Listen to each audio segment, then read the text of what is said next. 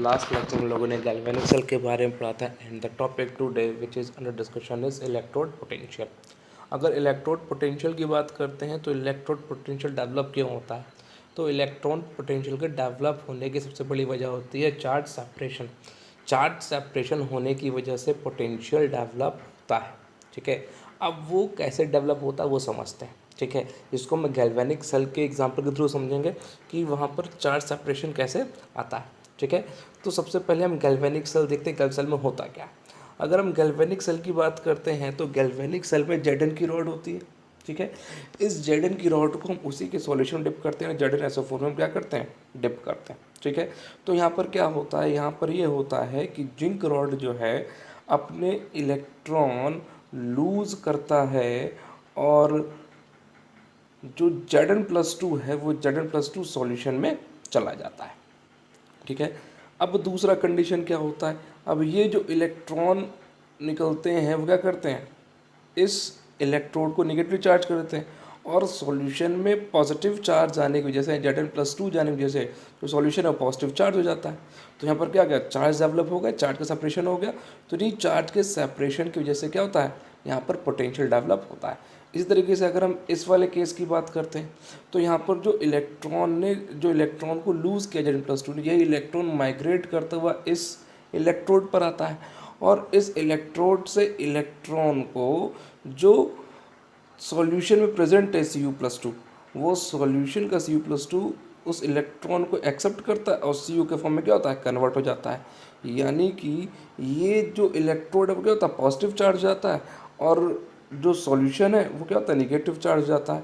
ठीक है, तो निगेटिव और चार्ज पॉजिटिव चार्ज आने की वजह से क्या होता है, यहाँ पर चार्ज सेपरेशन हो रहा है, यहाँ पर क्या होता है, पोटेंशियल डेवलप होता है। ठीक है, यानी यहाँ पर ये कहने का मतलब है कि जब किसी भी मेटल को हम उसी के सॉल्यूशन में डिप करते हैं तो उसी के सॉल्यूशन में डिप करने पर जो चार्ज सेपरेशन होता है, उस चार्ज सेपरेशन की वजह से जो पोटेंशियल डेवलप होता है उसे क्या कहते हैं हम, इलेक्ट्रोड पोटेंशियल हम कहते हैं।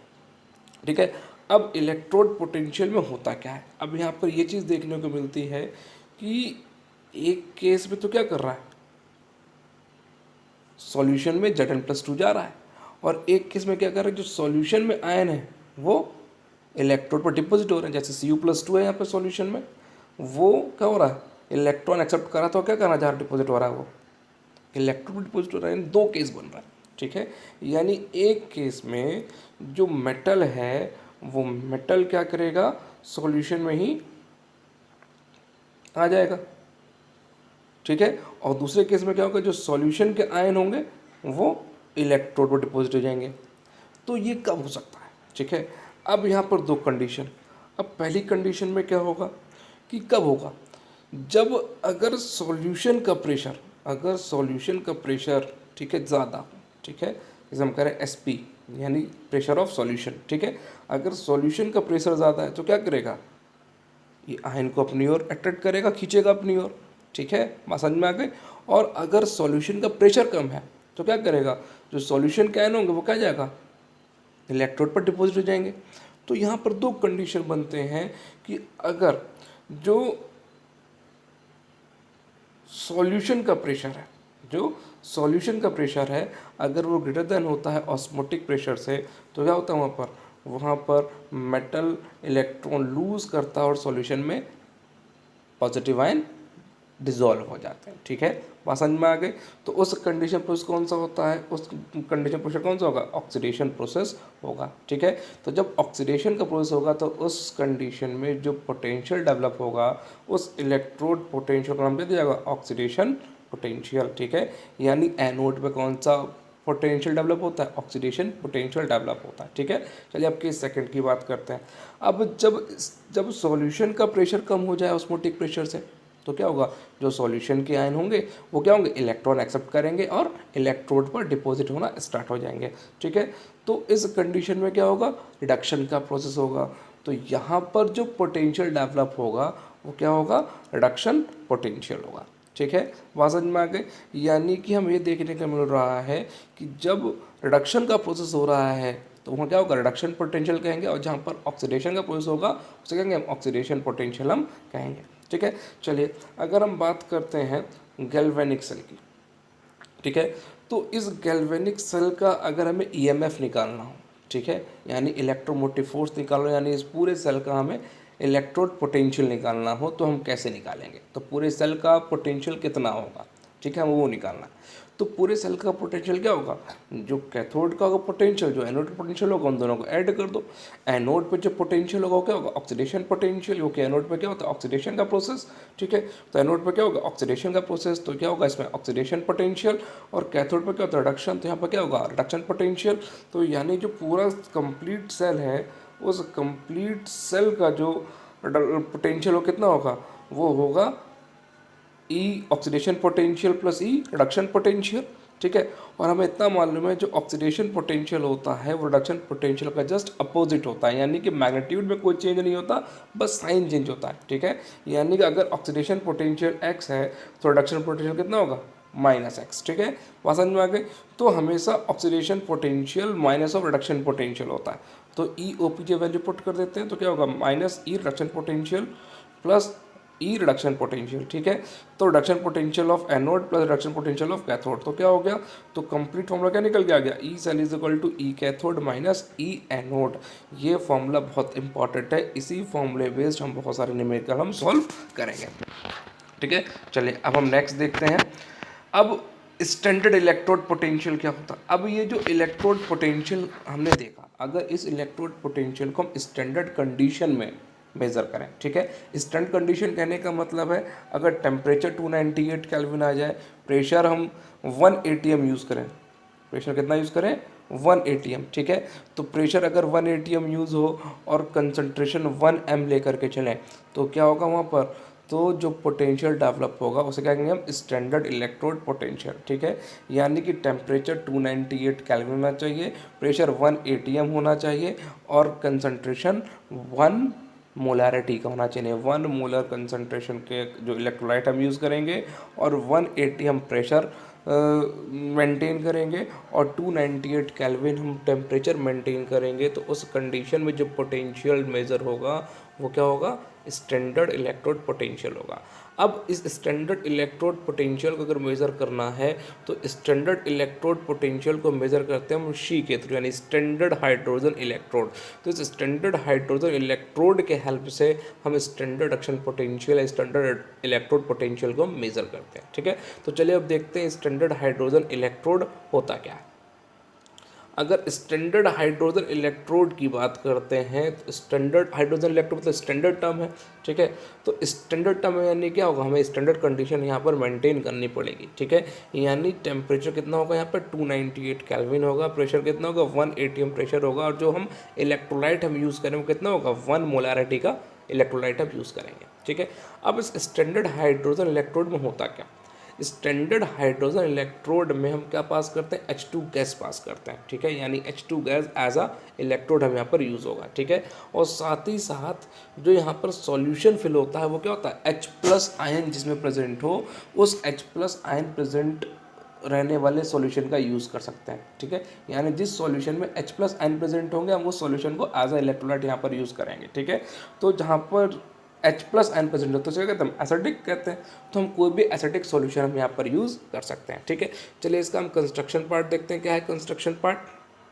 हम क्या करते हैं? एक कंटेनर लेते हैं, इस कंटेनर में हम क्या करते हैं? एक चैम्बर बनाते हैं, ठीक है। और इस चैम्बर में हमें क्या करना है? H2 गैस पास करना है। इस चैम्बर क्या करना है? H2 गैस पास करना है। अब H2 गैस पास करने, H2 गैस तो पास कर देंगे, लेकिन इस H2 गैस के अंदर कंडक्शन वाले क्या करेंगे हम? एक प्लेटिनम का पीस, ठीक है, प्लेटिनम कोटेड पीस हम यूज़ करते हैं। और इस प्लेटिनम कोटेड पीस को हम एक वायर के थ्रू, कंडक्शन वायर के थ्रू हम कनेक्ट कर देते हैं, ठीक है। बात समझ में आ गई? और इसको हम एक एसिडिक सॉल्यूशन में डिप कर देते हैं, ठीक है। मान लीजिए जो एसिडिक सॉल्यूशन है क्या है? HCl का एसिडिक सॉल्यूशन हम लेकर के चलेंगे, ठीक है। बस इसमें ध्यान रखना हम स्टैंडर्ड कंडीशन है यहाँ पर अप्लाई करने, यानी जो इलेक्ट्रोलाइट यूज़ कर रहे हो उसका जो कंसंट्रेशन वो कितना होगा? 1 मोलारिटी। हम जो गैस लेके चल रहे हैं वो उसका प्रेशर कितना होगा? 1 atm प्रेशर, ठीक है। बात समझ में आ गई? और टेम्परेचर क्या होगा? 298 केल्विन क्या करना पड़ेगा हमें? टेम्परेचर 298 केल्विन मेंटेन रखना पड़ेगा, ठीक है। तो इस कंडीशन में ये जो कंस्ट्रक्शन हो, क्या होगा, स्टैंडर्ड हाइड्रोजन इलेक्ट्रोड का कंस्ट्रक्शन होगा। ठीक है, अब स्टैंडर्ड हाइड्रोजन इलेक्ट्रोड का जो ऑक्सीडेशन पोटेंशियल या रिडक्शन पोटेंशियल है, ठीक है, वो क्या क्या माना गया है, क्या किया गया है, माना गया है, क्योंकि इसी रेफरेंस के हेल्प से, यानी इसके ही हेल्प से हम क्या करेंगे, दूसरे मेटल का हम इलेक्ट्रोड पोटेंशियल हम निकालेंगे। बात समझ में आ गई ना। तो हम क्या करें, हमें एक को मानना पड़ेगा ना, एक को रेफरेंस लेना पड़ेगा ना, तभी तो दूसरे का हम निकाल सकते हैं। जैसे कि अगर हमें 1 kg का कोई सामान हमें वेट करना है, तो हम क्या करते हैं, 1 kg का वेट हम मान लेते हैं ना, उसे मान लेते हैं कि जो हाँ उसे रेफरेंस मान लेते हैं, हाँ ये 1 किलोग्राम का है, 1 kg का है ये वेट, ठीक है, वरना हम कैसे तोल पाएंगे उसको, नहीं तोल पाएंगे ना, उसको वेट नहीं कर पाएंगे ना। ठीक है, तो इसी तरीके से अगर हमें कोई भी चीज़ मेज़र करनी होती है तो हम एक रेफरेंस लेकर के चलते हैं। ठीक है, तो इस रेफरेंस को आयुपैक ने क्या कहा, स्टैंडर्ड हाइड्रोजन इलेक्ट्रोड का। ठीक है, और इस स्टैंडर्ड हाइड्रोजन इलेक्ट्रोड का जो इलेक्ट्रोड पोटेंशियल माना गया वो कितना माना गया, 0 वोल्ट। ठीक है, तो ऑक्सीडेशन पोटेंशियल या रिडक्शन पोटेंशियल जो भी है वो कितना माना गया, यहाँ पर 0 वोल्ट माना गया। बात समझ में आ गई, क्लियर है बात। तो इसके हेल्प से हम क्या करते हैं, दूसरे जो मेटल है उस मेटल इलेक्ट्रोड्स के हम स्टैंडर्ड इलेक्ट्रोड पोटेंशियल हम कैलकुलेट करते हैं। चलिए हम देखते हैं कि हम SHE के हेल्प से हम कैसे स्टैंडर्ड इलेक्ट्रोड पोटेंशियल हम कैलकुलेट करते हैं। चलिए, तो calculation of standard electrode potential. तो स्टैंडर्ड इलेक्ट्रोड पोटेंशियल के कैलकुलेशन के लिए हम क्या करते हैं, हम लेफ्ट साइड में क्या लगाते हैं, हम हाइड्रोजन इलेक्ट्रोड लेके चलते हैं, SHE स्टैंडर्ड हाइड्रोजन इलेक्ट्रोड, और राइट साइड में हम उस मेटल को यूज़ करते हैं जिस मेटल का हमें स्टैंडर्ड रिडक्शन पोटेंशियल कैलकुलेट करना है। ठीक है, बात समझ में आ गई। क्या करते हैं, अब इस SHE को कनेक्ट कर देते हैं उस मेटल के सॉल्यूशन के साथ जिसका हमें निकालना है स्टैंडर्ड रिडक्शन पोटेंशियल। ठीक है, जब हम इसे कनेक्ट कर देते हैं तो यहाँ पर जो वोल्टामीटर लगाया गया है, तो ये वोल्टामीटर पूरे इस सेटअप का क्या बताता है, वोल्ट बताता है, कितना वोल्ट यूज़ हुआ है इसमें। ठीक है, यानी जो वोल्टामीटर जो रीडिंग देगा वो क्या देगा, पूरे सेल का पोटेंशियल बताएगा। ठीक है, तो पूरे सेल का पोटेंशियल पता लग जाएगा। ठीक है, तो जो रीडिंग ऑफ वोल्टामीटर होगा वो क्या होगा, पूरे सेल का पोटेंशियल होगा। ठीक है, बात समझ में आ गए। अभी हमने क्या पढ़ा था कि जो पूरे सेल का जो पूरा क्या है कि पूरा सेटअप है सेल का। ठीक है, तो पूरे सेल का जो ई सेल होता है क्या होता है, E naught cell, E naught cathode minus E naught anode. ठीक है, तो कैथोड पे क्या आपका Mn पॉजिटिव मेटल है, तो हम लिखते हैं ई नॉट कैथोड क्या, E naught Mn positive to M, minus anode पे क्या लेके चले हम स्टैंडर्ड हाइड्रोजन इलेक्ट्रोड, तो हम क्या माइनस ESHE, यानी ई नॉट सेल इस सेल के लिए क्या होगा, E naught cell is equal to E naught Mn positive to M minus ESHE। अब मान लिया कि जो रीडिंग है वोल्टामीटर कितना है आपका, x वोल्ट है। ठीक है, तो x वोल्ट अगर रीडिंग है तो क्या आएगा, तो ई नॉट सेल कितना हो जाएगा, E naught cell is equal to E naught Mn positive minus ESHE, तो ई नॉट सेल की वैल्यू पुट करते हैं हम x। ठीक है, तो x इज इक्वल टू क्या हो जाएगा, E naught Mn positive to M minus ESHE, E naught SHE। ठीक है, अब ई नॉट SHE की वैल्यू क्या है, 0.0 वोल्ट, तो हमने यूज़ कर लिया 0.0 वोल्ट। तो जो इसकी वैल्यू हम पुट करके ईजिली क्या कर सकते हैं, हम ई Mn पॉजिटिव टू M की वैल्यू हम निकाल सकते हैं, किसी भी मेटल के हम स्टैंडर्ड इलेक्ट्रोड पोटेंशियल को हम मेज़र कर सकते हैं। ठीक है, यानी यहाँ पर हम क्या करते हैं, एक सेल बनाते हैं और इस सेल में हम राइट साइड में क्या रखते हैं, हम जिस भी मेटल का हमें इलेक्ट्रोड पोटेंशियल मेज़र करना है उस मेटल को हम राइट साइड में रखते हैं, और लेफ़्ट साइड में हम स्टैंडर्ड हाइड्रोजन इलेक्ट्रोड को रखते हैं। ठीक है, और उसके हेल्प से, इस पूरे सेटअप के हेल्प से हम जो मेटल है उस मेटल का हम इलेक्ट्रोड पोटेंशियल हम कैलकुलेट करते हैं। ओके, चलिए अब हम देखते हैं नेक्स्ट टॉपिक कि delta G and E cell में रिलेशन क्या होता है। ठीक है, delta G and E cell के लिए समझना, पहले हम समझ जाते हैं कि अगर कोई भी गैल्वेनिक सेल का वर्क निकालना है कि वर्क डन कितना है गैल्वेनिक सेल का, तो क्या होगा, जितना हमने उसमें चार्ज सप्लाई किया है, जितना चार्ज हमने दिया है, ठीक है, इनटू जितना हमें आउटपुट मिला, जितना हमें वोल्टेज हमें उसका मिला, तो जो वर्क डन होगा वो कितना होगा किसी सेल का, Q, यानी जितना चार्ज हमने सप्लाई किया, और इनटू V, यानी जितना हमने वोल्टेज हमें मिला। ठीक है, बात समझ में आ गई। अब जो Q होगा है मालूम है कि 1 मोल इलेक्ट्रॉन का कितना होता है 96500 कूलम। अगर मान लिया कि उस पूरे सेल में n इलेक्ट्रॉन यूज़ हो रहे हैं, ठीक है, बात समझ में आ गई। तो n मोल ऑफ इलेक्ट्रॉन का चार्ज कितना होगा n मोल ऑफ इलेक्ट्रॉन पे n इंटू 96500, और ये क्या आपका 1 फराडे, ठीक है। तो कह सकते हैं जो charge on n mole of electron कितना हो जाएगा NF, ठीक है। तो Q की वैल्यू क्या हो गई NF हो गई, ठीक है। तो Q इज इक्वल टू क्या हो गया NF, और वोल्टेज क्या हो गया ई सेल, जो हमें सेल का वोल्टेज मिल रहा है, ई सेल जो मिल रहा है हमें, ठीक है। तो W is equal to NF E cell हो गया। लेकिन अगर हम बात करते हैं गैल्वेनिक सेल के केस की, तो गैल्वेनिक सेल के केस में जो इनपुट है वो क्या है केमिकल एनर्जी। यानी केमिकल एनर्जी कहने का मतलब है जो एनर्जी फ्री है, ठीक है, सेल के अंदर, उस फ्री एनर्जी का वो यूज़फुल वर्क कर रहा है और वर्क में अपना यूज़ कर रहा है, यानी उसकी एनर्जी क्या हो रही है डिक्रीज़ कर रही है। यानी वर्क डन क्या हो सकता है, work done gives free energy का नेगेटिव, ठीक है। नेगेटिव साइन मतलब वो क्या हो रहा है कम हो रहा है, वो क्या हो रहा है कम हो रहा है एनर्जी ना, ठीक है। तो उसी एनर्जी का जो स्टोर है, जो उसकी फ्री एनर्जी, उसी फ्री एनर्जी का ही वो कोई ना कोई यूज़फुल वर्क कर रहा है, ठीक है।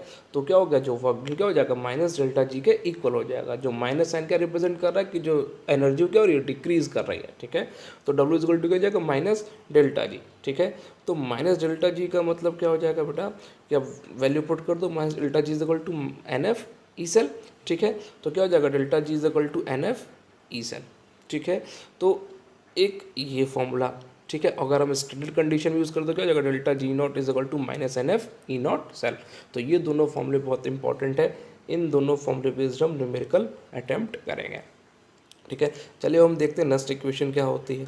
अब नस्ट इक्वेशन एक इक्वेशन है मालूम है delta G is equal delta G naught plus RT/LN/Q, जो हमने पढ़ रखा है 11th में इक्विलिब्रियम टॉपिक में, ठीक है। Delta G is equal delta G naught plus RT/LN/Q, where Q is equal to reaction coefficient, ठीक है, where Q is equal to reaction coefficient.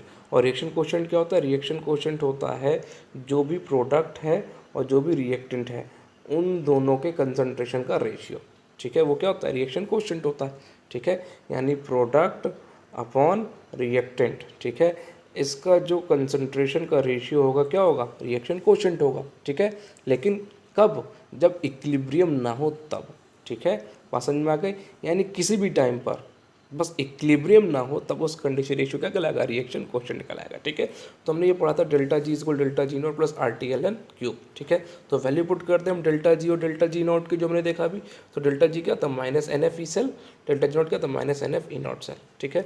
अब इसमें हम क्या करते हैं NF से इसे हम डिवाइड कर देते हैं, ठीक है।